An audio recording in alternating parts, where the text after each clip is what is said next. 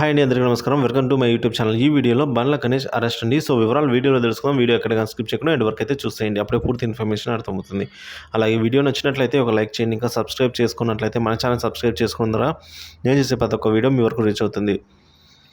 So వివరాలు చూసుకున్నట్లయితే film నగర్లో హీరా గ్రూప్ CEO నౌహిరా షేక్కు చెందిన 75 కోట్లు విలువ చేసే ఇల్లు కబ్జా చేసినట్లు బండ్ల గణేష్పై గతంలో ఆవిడ పోలీసులకు కంప్లైంట్ చేసింది. అప్పుడు పోలీసులు బండ్ల గణేష్పై యాక్షన్ తీసుకోకపోగా నౌహిరా షేక్ మీదనే తిరిగి కేసు నమోదు చేశారు. అయితే ఇప్పుడు ఈ వ్యవహారం నౌహిరా షేక్ తాజాగా డీజీపీకి ఫిర్యాదు చేయడం జరిగింది.